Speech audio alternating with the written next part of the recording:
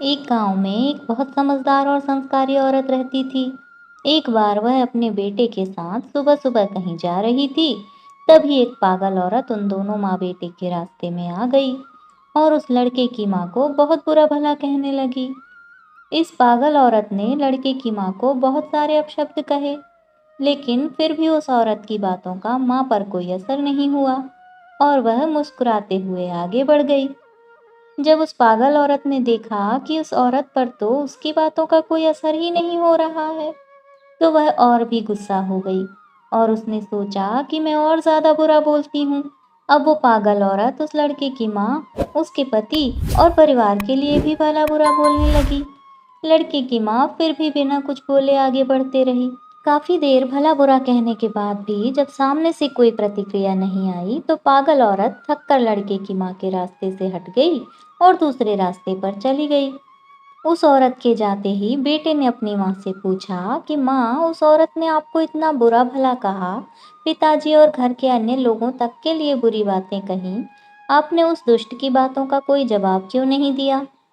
वो औरत कुछ भी जो मन में आया बोलती रही और आप मुस्कुराती रहीं।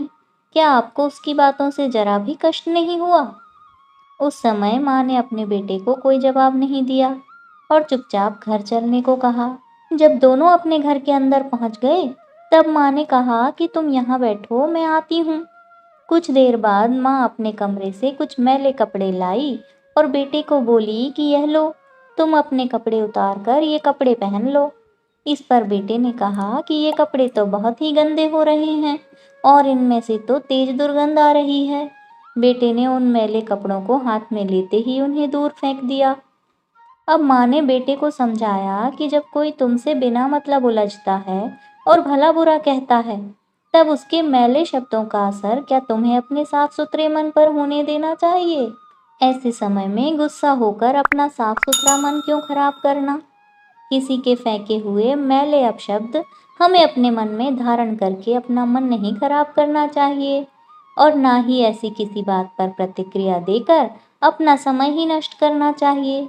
जिस तरह तुम अपने साफ सुथरे कपड़ों की जगह ये मैले कपड़े धारण नहीं कर सकते, उसी तरह मैं भी उस औरत के फेंके हुए मैले शब्दों को अपने साफ मन में कैसे धारण करती।